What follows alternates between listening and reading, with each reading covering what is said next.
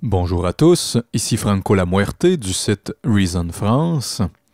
Dans ce petit tutoriel, je vais vous montrer une astuce qui vous permettra d'automatiser les potentiomètres de contrôle de voltage nommés CV qui se retrouvent à l'arrière du rack de Reason.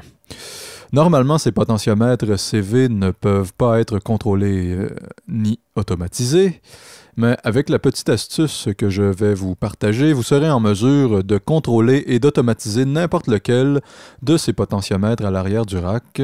Du moins, vous comprendrez comment, à l'identique, obtenir un équivalent. Plaçons-nous en situation réelle. Insérons un subtractor dans le rack. Insérons un Malmstrom en appuyant sur Shift afin qu'il n'y ait pas de branchement par défaut.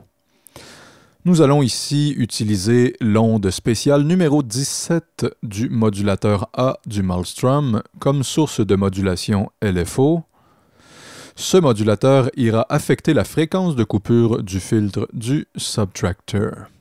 Retournons le rack en appuyant sur Tab et allons brancher la sortie du modulateur A du Malmstrom à l'entrée de modulation CV rattachée à la fréquence de coupure du filtre du subtractor. Allons donner un peu de résonance sur le filtre du subtractor afin que les fluctuations de la fréquence de coupure soient bien audibles. Poussons au passage le sustain de l'enveloppe d'amplitude. Retournons à l'arrière du rack. Plaçons le potentiomètre CV complètement à gauche afin qu'il n'y ait d'une part aucune modulation. Sélectionnons le subtractor. Jouons un accord. Maintenant, poussons graduellement le potentiomètre vers la droite afin de faire apparaître progressivement l'effet de notre LFO Malmstrom spécial sur la fréquence de coupure du subtractor.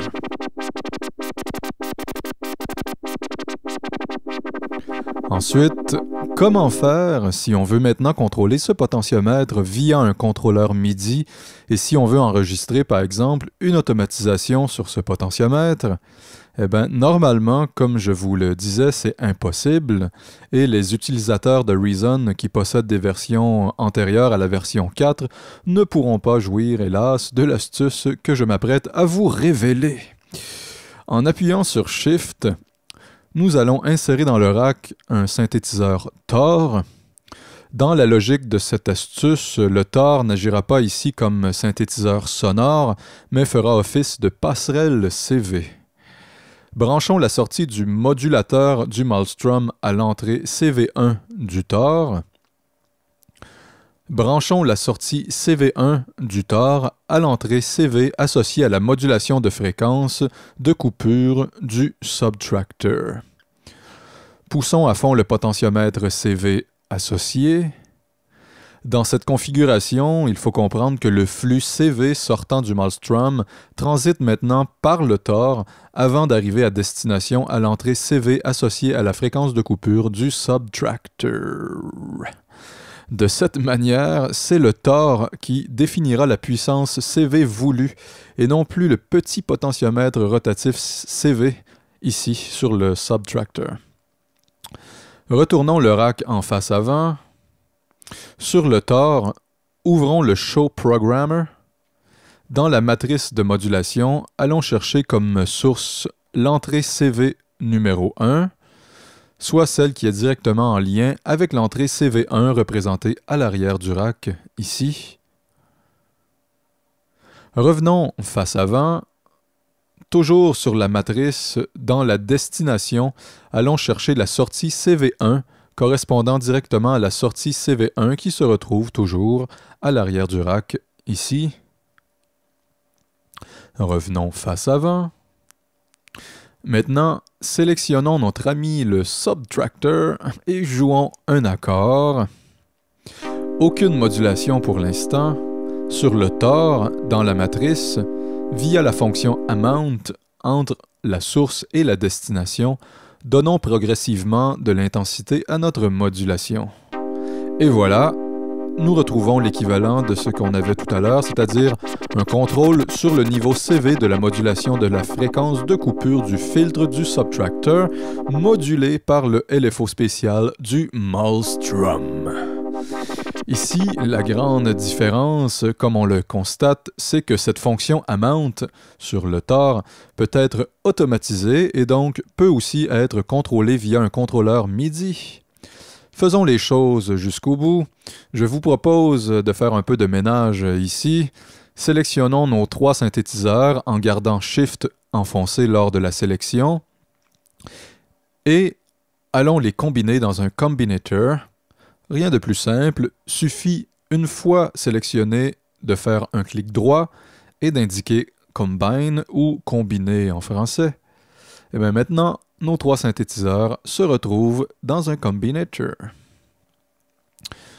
Ouvrons le Show Programmer du combinator, cliquons sur la tranche dédiée au TOR et dans la fenêtre modulation, c'est-à-dire Modulation Routing, juste à droite, allons associer le bouton rotatif 1 à la fonction Mod 1 Destination Amount correspondant à l'amount numéro 1 de la matrice du TOR. Faut pas avoir peur de défiler le menu.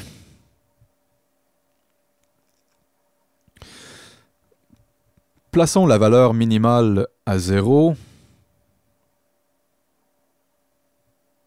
Et voilà. Maintenant, le bouton rotatif du combinator contrôle la valeur d'amount du TOR. Valeur d'amount qui, elle, gère le niveau de modulation provenant du LFO du Maelstrom. LFO du Maelstrom qui, lui, affecte la fréquence de coupure du filtre du subtractor.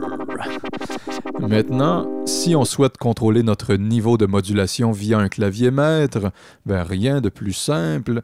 Avec les assignations de substitution de Reason, ça se fait comme un charme, dans la mesure où vous avez fait le nécessaire pour que votre clavier soit reconnu ou soit compatible avec Reason. Dans mon cas, j'utilise ici mon tout nouveau clavier maître, soit mon MPK88 d'Akai. Bref, peu importe le contrôleur, la logique est la même. Il suffit de cliquer à droite sur le bouton rotatif du combinator et d'aller chercher Edit Remote Override Mapping ou l'équivalent francophone. Ensuite, on coche l'option permettant à Reason de détecter les mouvements de nos potentiomètres physiques. Suffit de bouger un de ces potentiomètres sur notre clavier maître et hop, l'assignation est bien paramétrée. Maintenant, je peux contrôler le bouton rotatif du combi via le potentiomètre que j'ai choisi sur mon clavier MPK88.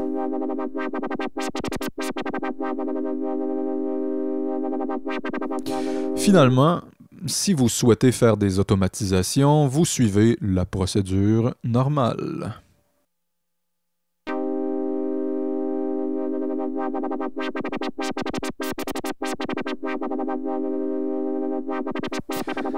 Et voilà, l'automatisation est enregistrée comme on peut le constater. Maintenant, chaque fois que vous voudrez contrôler et automatiser un potentiomètre CV à l'arrière du rack de Reason, vous aurez une astuce qui vous permettra d'arriver à vos fins. C'était Franco La Muerte pour le site Reason France. Ciao!